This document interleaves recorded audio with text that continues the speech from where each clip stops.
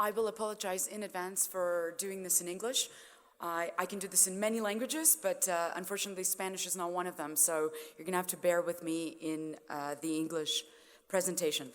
I just wanted to thank so much for the opportunity to be here today. It's my first time in Colombia, and having met several investors, the trends that we're seeing in this market mirror so much what I've seen in kind of my 20-year career, which I've spent predominantly at in Toronto, in Canada, starting at Scotiabank's capital markets trade floor, and specifically in fixed income. And having come here now and having spent a bit of time with clients and investors in this market, we're seeing so many of those trends being repeated today. And I'm very thankful for the opportunity to talk to you about the evolution that we've seen in other markets globally, and consider how those might come into the LATAM region and how those might come into Colombia specifically. So today I wanted to share a bit more about Ftse Russell, who we are, what benchmarking actually means for the industry, for investments, and how it fits within the ecosystem of being able to manage and track your investments and grow that investment profile for your clients and for yourselves. So to really, I think, understand the role that benchmarks can play in the investment ecosystem, it's important to kind of consider the genesis of where this came from, and how they've evolved through the culture and became part of what is a very natural investment profile for any fund manager, mutual fund, ETF, or even retail investor today. Most indexes, specifically in fixed income, grew out of capital markets research desks and were meant to be a measurement of a market opportunity set for any kind of investor. And that continues to be a major role that benchmarks still play today. However, as instruments in general became a lot more sophisticated, markets became a lot more sophisticated. It's not just government securities anymore. There's a plethora of kind of corporate debt that's being issued, different capacities, different underlying, driving that debt. Indexes have evolved to become not just the measure of the market, but also a way to be able to represent an investment theme, to be able to represent a much more sophisticated way of looking at what is in the market, how you measure that market, and how you invest for those markets. Also, as money is starting to move through a global system, and money is starting to come into regions where people are not necessarily domestically focused and have a deep local knowledge, these benchmarks and these ways of measuring the market are becoming a way to be able to research what is happening elsewhere in the world, how does that compare to what you know in your own metric, and how do you invest for that type of a profile. The other kind of development is that as investors and really managers have become more sophisticated, there's a lot of product that's now being based on these benchmarks. We heard Wes talk about the ETF trends and how those ETFs are being packaged to allow investment profiles into the investor hands. A lot of that is being underlined by benchmarks. A lot of those benchmarks Ftse Russell provides. And through that comes the need and desire for kind of transparency and consistency for achieving those market returns, both from measurement and managing of the risk, but also through tracking performance. And when we talk to mutual funds, to ETFs, to asset managers, to pension fund, to allocators, to sponsors, et cetera, the baseline benchmark is what provides not just the ability to say, this is what I've been able to return to my unit holders, but allows the managers a much more sophisticated tool to say, this is the risk that I'm taking on, this is how I'm managing against different markets, and this is how I'm going to allocate my assets for the future, how I'm going to research what I expect to be happening in the investment volatile market, and then to show on the flip side of that the performance of your fund versus something else that has happened in the market. So effectively that market beta. That ecosystem has been something that a lot of index providers have been building up over time.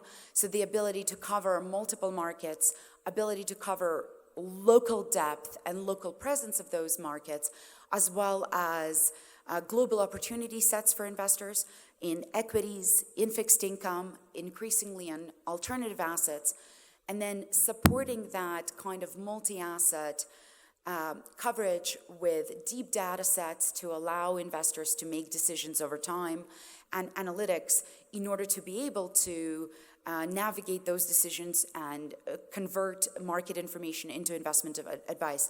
And Ftse Russell today is the leading provider of all of that information. In fact, one of the kind of metrics by which index providers generally look at themselves is by the amount of assets globally that's tracking our benchmarks. And here it's shown that number is about 15 trillion globally. That number is probably more like over 16 trillion today. Makes us the leading provider in the world about assets under management that are tracking one of the benchmarks that we provide. This whole multi-asset kind of composite is one of the trends where we see the world headed, and where we're able to best serve that diverse client need that we see developing. Oh, sorry. So this is a bit of a show of the ecosystem that transpires in order to be able to drive the assets. So clients are becoming a lot more sophisticated as technology is allowing them to do that, as they're looking to meet their own client needs. And what that means is that we, as an index provider, need to provide that same degree of sophistication of the tools that they need in order to be able to ready to meet those client trends. What that means in practicality is that what indexes allow you to do is to look at a complete picture of an investment choice set that's available to people throughout the globe in both local markets and local ones, and also in equities, fixed income, and beyond.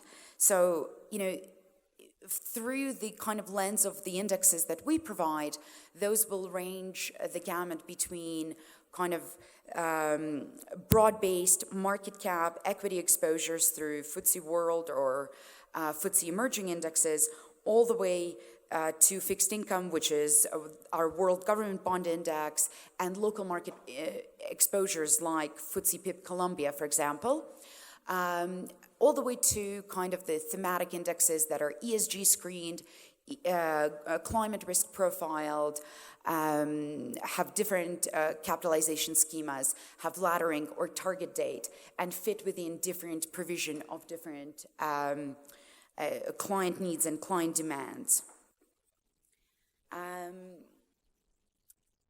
What I wanted to talk about is that this evolution in both indexing and investments is happening against very much a backdrop of kind of market consolidations in our industry. So this is kind of a highlighted chart of all of the acquisitions that have happened in the index market data kind of space over the course of the last 5-ish years. So, one of the top ones that you see there is the London Stock Exchange, which is, of course, who owns Ftse Russell and the group of companies of which we're a part of. But there's been multiple acquisitions within our space on, as index providers strive to become a truly multi-asset global provider. They're acquiring things like equity house providers, fixed income providers, a notable acquisition of Bloomberg Barclays, the Barclays indexes, which were Lehman Barclays, now became Bloomberg, and et cetera. And that trend is continuing, and we're seeing that trend continue. And a lot of what's driving that is the divesting of, especially in fixed income, out of investment banks, largely driven by regulatory regimes, but also a consolidation within specific houses that are able to service clients end to end. And hopefully our clients are seeing the benefit of that across the board. So industry trends. So as we find ourselves much more in the middle of kind of global markets and talking to global investors throughout, investors that are more and more having to deal with the challenge of markets that are facing a low yield environment, increasing and resumed volatility, search for yield, trade war pressures, low inflation expectations and low growth expectations. Investing in that type of world becomes an increasing challenge. Regulatory pressure that's driving this on the back end, clients that are continuously looking for how they invest in that space, how they research, and how they take advantage of the trends that they're seeing. Some themes continue to permeate no matter where we are in the globe and no matter who we're talking to, whether it's kind of very sophisticated providers like ETF providers and large-scale asset managers to much more emerging markets and guys that are managing money in local markets. So and we'll touch on all of these as I kind of go, but a big theme, and one that was touched on earlier this morning, is certainly investing for climate and investing for ESG. And I'll share with you kind of what we've seen in that trend and how we've looked to address some of that. The other piece is a continued demand for transparency and systematic way to be able to approach the market.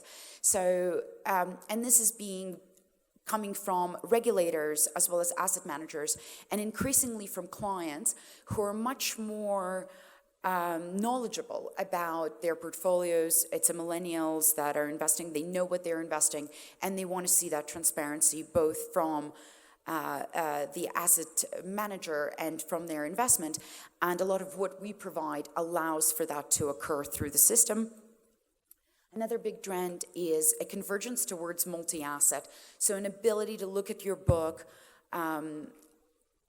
cohesively. So look at all, not I have some fixed income here, I have some alternatives there, and I have some equity exposures over here, but how do I measure my risk across the board? How do I structure my portfolio to be able to pivot between my fixed income and equity allocations as the markets change, as yields change, as return and inflation expectations change, and the research that we provide to support those asset allocation decisions. And certainly a big driver is being the flow of capital from global investors into emerging markets, facilitated by the search for yield, as global yields, and specifically in fixed income, global sovereign yields, have taken quite a bit of a pressure. Global investors have been chasing assets into emerging markets. What that's meant is the need for coverage within the emerging market space to really open up. We fully appreciate that a lot of the local domestic non-hard currency emerging market continues to be totally underrepresented in global portfolios and in indexes and is not systematically covered. But as global investors start looking more and more into this space, and that's a trend that we see continuing, and as the space becomes much more of a significant asset category, the presence of benchmarks that are tracking this, that are allowing global investors to look at these markets, measure these markets, and invest in this market, bringing with them a lot of flow of capital to then support further development, becomes quite important and becomes a trend that we see throughout the world today. So just diving into this a little bit more, and we'll start with the markets a little bit. So, emerging market issuance, from what we've seen, has been driven not just by the search of global yield, but also on the issuance side. There's been much better market socioeconomic and macro policies that have supported the relaxation of these markets, allowing investors to continue to invest.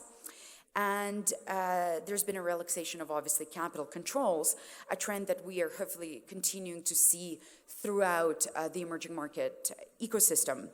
And in EM specifically, an interesting trend is through 09-14, so kind of a post-crisis era, we've seen a tripling, about $1.5 trillion worth of debt that was issued, which is triple what was issued in the 5-year preceding that period.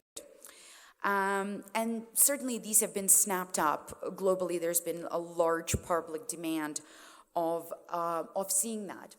With that kind of issuance, EM within the global market ecosystem becomes much more of a substantial asset class, an asset class that's attracting that kind of global investment, attracting that global money, and that's happening in both sovereign and an inflation-linked fund. Coupled with kind of a synchronized slowdown in global growth and a kind of a push on inflation expectations, with China, of course, being the notable exception, although still a tapering of that given the current rhetoric on trade wars. What that's meant is that there's been kind of a driver on yield convergence in the emerging markets, more towards G7 countries, and specifically in US Treasuries. So as we've seen the compression of those yield spreads, emerging market portfolios continue to deliver most of the growth. And what this chart shows is that most of the growth that people have been seeing and investors have been seeing globally is coming from EM, and LATAM kind of tends to lead that pack. This is a last 5-year kind of period in relative performance. So in the LATAM,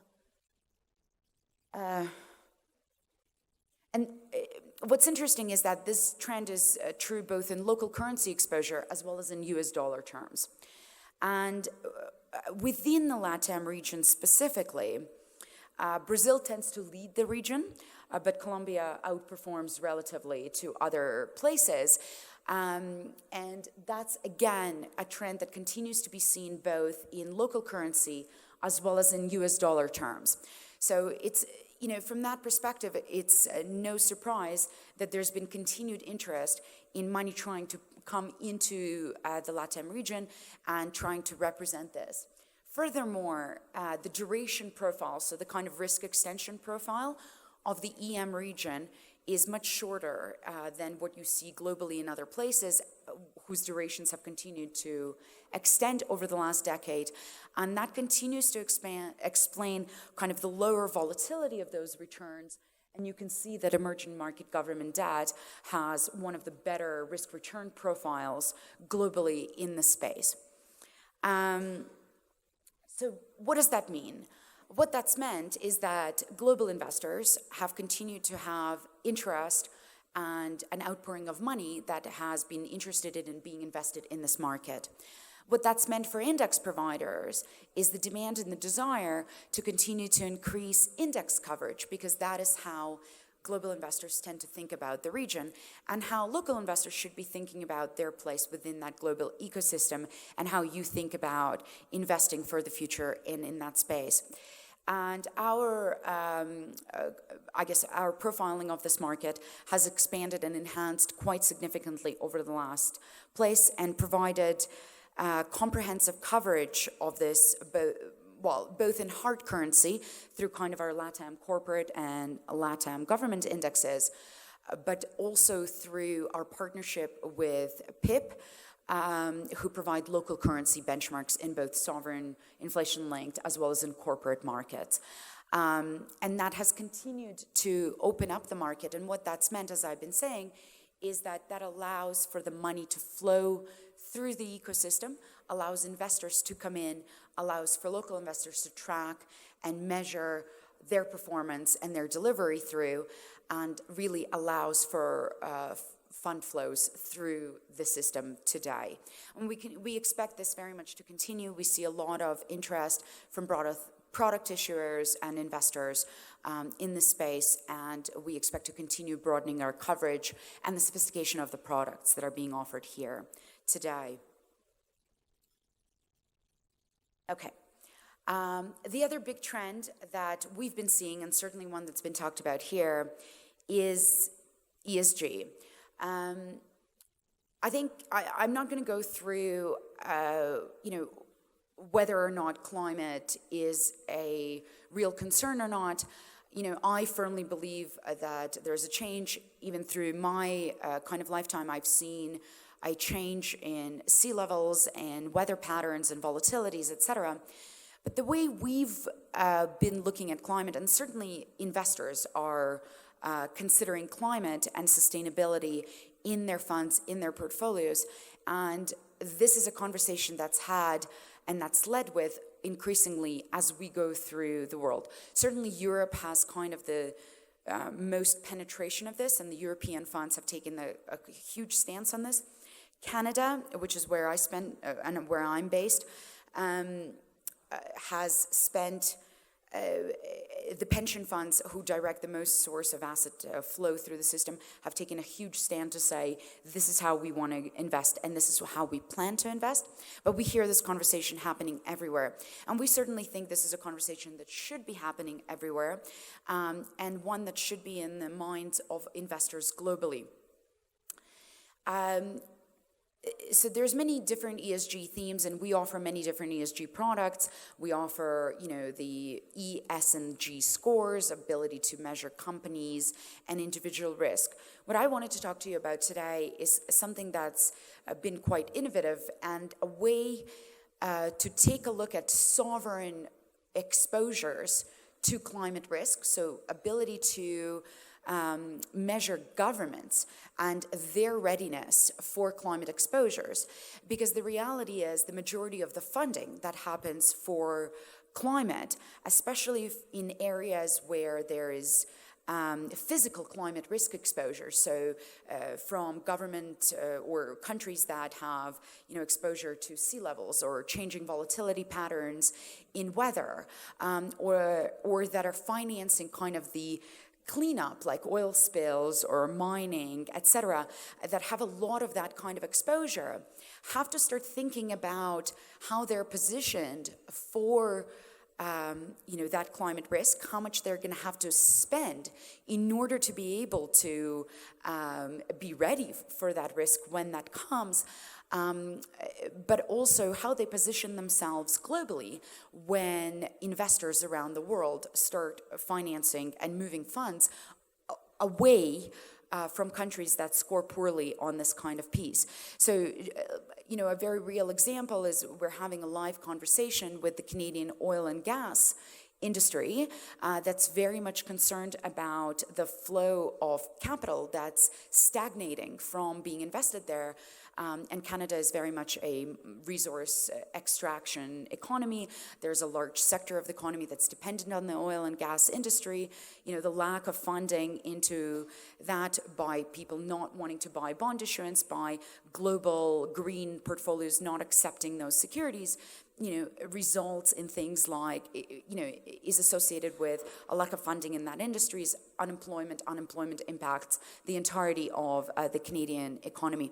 And so the way that we've split up this measurement is into something called transition risk, which concerns itself with readiness for future carbon emissions and really carbon alignment and climate alignment at a 2-degree climate change. Physical risk, so this is very much those economies that are dependent or exposed to the physical allocations. And also resilience index. So how much are you investing? How resilient are you to be able to, how many reserves do you have to be able to take these pillars on? So there's a very sophisticated quantitative model that scores these across a multitude of parameters. It is a recent acquisition by Ftse Russell of a company called Beyond Ratings, based out of Paris, have a very kind of quantitative model, but it's been distilled into these very 3 notable things of how investors and issuers, if you will, associate themselves and try to place themselves in investor portfolios. And so we look at governments, so largest issuers of debt globally are sovereigns, and we apply these criteria to this government risk, and we score all of the countries that are in the WGBI. WGBI is the World Government Bond Index. It's a benchmark that's provided by Ftse Russell, and it is the largest benchmark which is tracked by investors following sovereign debt exposures, right? So we score these towards climate risk. We take this kind of quantitative approach, very transparent, and we tilt the weights of those countries in or out of those WGBI exposures. So this is just a kind of a, example of how that changes. But for example, the US, which is the largest kind of global developed market in the world, representative of about 38% of the WGBI, is underweighted by 3% in the climate version of that index. And you can imagine that, I believe last count was something like $3 trillion tracking on the WGBI. Should all of those money, or a large proportion of those money, move out of WGBI towards this climate tilted version, how much of an underselling there will be for US debt on a 3% underweight, yeah? So, and certain countries are overweighted, of course. But interestingly, and this is again touches on the theme that was talked about earlier, which is no longer the sophistication of how these benchmarks are put together and your ability to express a view on climate and on future sustainability of this. No longer do investors have to sacrifice returns. And when we've looked at this with respect to WGBI, over the last, so this is 2002, so about 8-year time horizon, the climate portion of the government exposure actually outperforms the underlying, but the risk profile remains largely the same given the tilt methodology applied. So, what this does is allows investors to express a view on climate through a very transparent, kind of easy to tell vehicle through the benchmark, through the index, allows managers to express that as a story, to be able to tell their clients, but also to deliver not just on feeling good that you are supporting the evolution of climate and investing for that future, but also you're performing no less and in fact even better than the underlying. So there's no sacrifice of performance in that space. So, this is being very positively received. We expect to see a lot more of this type of stuff coming.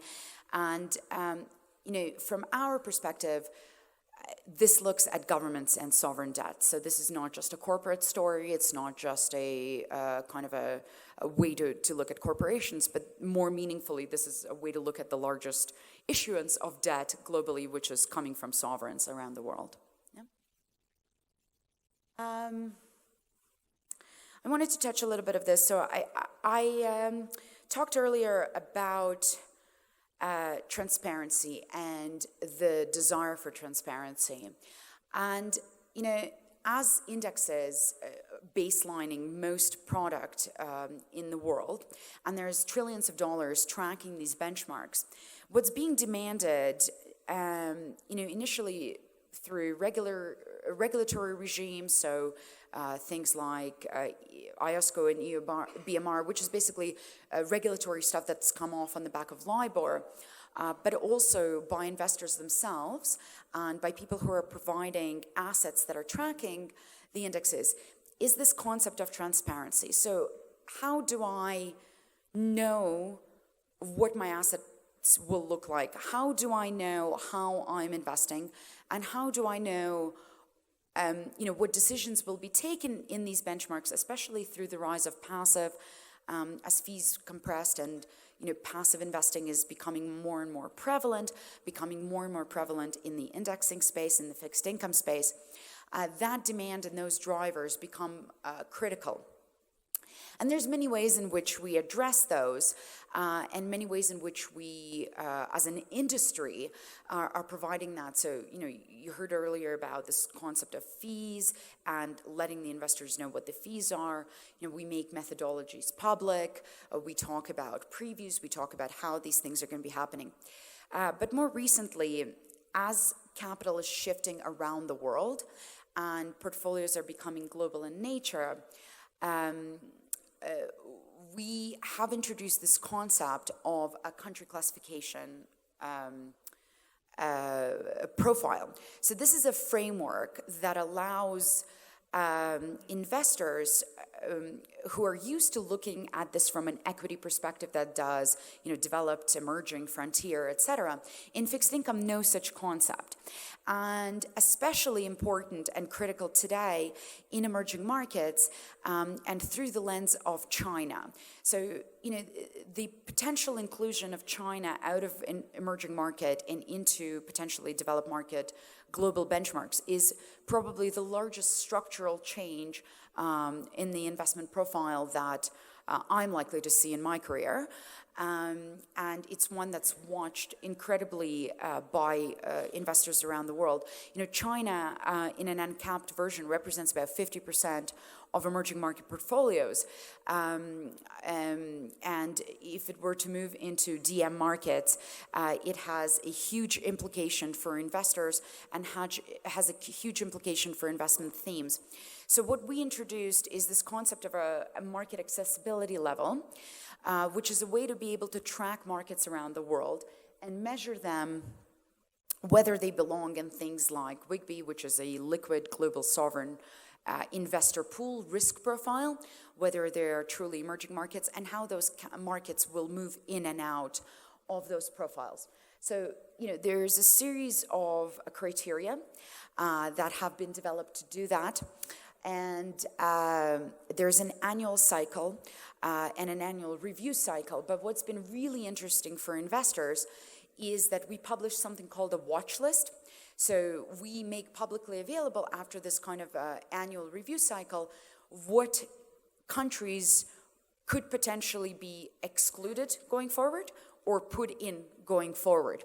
And on the back of that, skips through some of these technical details, but you can see that there's kind of a technical detail there that says, Malaysia, Indonesia are on the watch list, China likely to be on the watch list for upgrades, etc. What this has allowed us to do is to engage with regulators and stakeholders across the globe to be able to facilitate either reform or the way people are looking at markets, and also to provide investors with the tools to be well positioned for how capital is expected to flow in the future through these benchmarks, through these products, and through their portfolios. And last but not least in the trend space is this concept of multi-asset and where we see this heading. Now, this is still, I would say, in its infancy, and not a lot of providers out there are positioned to be able to take advantage of this or be able to deliver on this. But the idea is, and we see this trend specifically in large asset owners, so pension fund schemas, global sovereign funds, and really long-term investors, so insurance, pensions, that are trying to deliver a particular investment profile and a particular fund profile for their users. So typically, the way we had seen portfolios kind of structured is to say, you investor have this kind of a profile classification, put some money in fixed income here, put some money in equity there, and all you're looking at is potential for return. But there's no way, and a lot of times the underliers are being provided by different providers or being packaged by different packagers. And there's no way for the investor nor for the provider to really meaningfully be able to measure the underlying risk of such a portfolio, nor to then take those same parameters that went into the risk management, take them through the investment life cycle, be able to asset allocate and pivot through that allocation as you go through the life of the investment, and then come out the other side and measure that in performance measurement across the entire portfolio, or to meaningfully allocate and pivot between the equity fixed income allocations or alternatives that may be there. So the development, number one, the consolidation trend of being able to have indexes on both sides of the spectrum offered through the same provider so that you can build a link between the equity instruments and fixed income instruments is spurring the ability to deliver on this. So that's number one. Number two, technology is facilitating the ability to be able to analyze these assets against each other, and the development of that technology both on the management side as well as on the investment side, to deliver those together in cohesive kind of glide path portfolios, is there. And so we see this trend really growing, and we see this type of way of investment permeating itself through the investment kind of cycle. So sitting in asset allocation as you're making those decisions, through the portfolio construction, through risk allocation and being able to assess, this is my total portfolio exposure, what's my country risk?